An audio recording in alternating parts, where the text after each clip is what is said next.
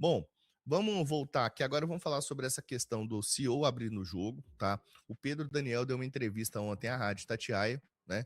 Que é a rádio de propriedade do Rubens Menin e tudo mais, né? Dos proprietários do Atlético, e naturalmente tiveram aí a primeira chance de entrevistar o novo CEO do clube, e deu uma entrevista muito esclarecedora, uma entrevista muito boa, né? Particularmente, eu tô levando bastante fé no Pedro Daniel, acho que é um cara que realmente entende do que está falando, entende do que vai fazer, entende como fazer essa reestruturação financeira esportiva no Atlético, entende como vai fazer esse reperfilamento da dívida, que é um ponto muito importante.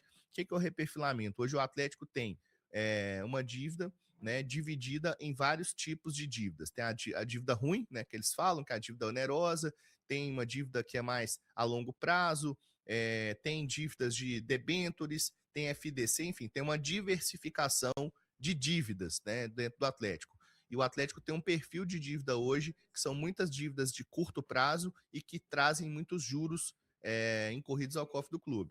Então, nesse momento, o Atlético quer transformar essa dívida, reperfilar ela para uma dívida que seja menos onerosa ao clube, que não tenha juros ou que tenha menos juros, e que assim o clube possa respirar com o fluxo de caixa, investir em outras questões de infraestrutura, investir, obviamente, no futebol. Então, esse reperfilamento da dívida, ele prevê e espera que isso aconteça até o final do primeiro semestre de 2026, então até junho, tá?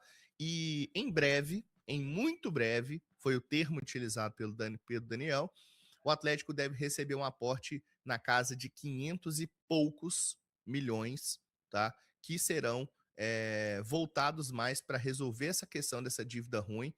Acho que, pelo que a gente tem de cálculo, de informação, a dívida bancária, que é uma dívida que corrói os cofres do clube, ela praticamente seria zerada.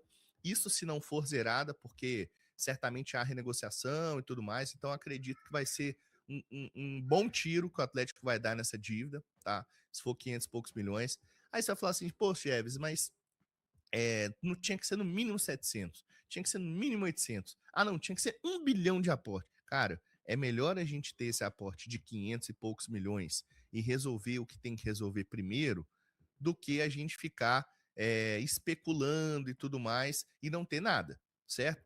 E ficar empurrando essa dívida, e ficar todo dia eu tendo que dar notícia aqui que o Atlético está devendo o último que apareceu e foi o Remo, né, falando que o Atlético está devendo mais de 500 mil reais na contratação do Rony devido ao mecanismo de solidariedade, entendeu? Então, ontem eu falei do Palestino, em compensação, o Pedro Daniel, ele revelou que ele jantou com o Cristiano Dresch, né, que é um dos mandatários lá do Cuiabá, e foi elogiado pela sua postura, né, porque eles anteciparam um acordo, e o Cristiano Dresch e sua família que já vieram aos microfones criticar publicamente o Atlético, né, tentar colocar a situação do Rubens Menin no Banco Central, um tumulto inteiro. Então, Pedro Daniel, ele com muita competência, né, ele vai conseguindo contornar a situação e recriar, reconstruir, refazer as relações entre clubes, né? Independente do Cuiabá ser um grande ou um pequeno parceiro de negócio, um grande ou pequeno clube no Brasil, o Atlético está reajustando sua imagem com o Cuiabá. Por outro lado, ele também reajusta a imagem com o Botafogo, porque ele resolve do Júnior Santos, ele resolve com o Curitiba a questão do Natanael, resolve com o Corinthians a questão do Fausto Vera, que também teve a questão do River aí, da grana do River, enfim, né? Então, dentro do cenário nacional, o Atlético buscando reconstruir as suas relações, né, e mostrando, olha, agora tem um cara aqui no comando, agora tem um profissional aqui que entende, né, e aí ele pode chegar e falar, ó, inclusive eu trabalhei no seu clube aí, em tal projeto, não sei o quê, ou então minha equipe trabalhou em tal projeto. Então o Atlético tem hoje, né, um lastro maior, um know-how maior para poder se refazer enquanto imagem no mercado, enquanto reputação mesmo. Então eu tô levando muita fé no Pedro Daniel, acho que foi um acerto assim importante do Atlético, e ele falou então sobre essas questões, né? E eu gostei da entrevista. Acho que foi uma entrevista interessante, acho que é um cara que é muito lúcido e muito realista, né? E quando eu entrevistei ele lá, né, dentro do da apresentação dele, né, em off eu perguntei para ele, pô, mas né? Você deixou aí o Uai para vir para cá e tal, né? O Atlético nessa incerteza. E ele me sinalizou: se eu não soubesse que tinha como resolver, no sentido de ter o aporte, eu não teria vindo. Então tem uma coisa muito adiantada, mas eu não posso te falar mais. Na época ele falou alguma coisa assim para mim, né, em off. E aí a gente começa a ver as coisas se desenrolando, né? Lá em setembro eu trouxe esse assunto dos 500 milhões, depois meu amigo Vander do Fala Massa falou mais sobre isso também, falando que a família Menin seria responsável por isso, né? Então a gente caminha para ter esse aporte, para começar a limpar esse nome, tá?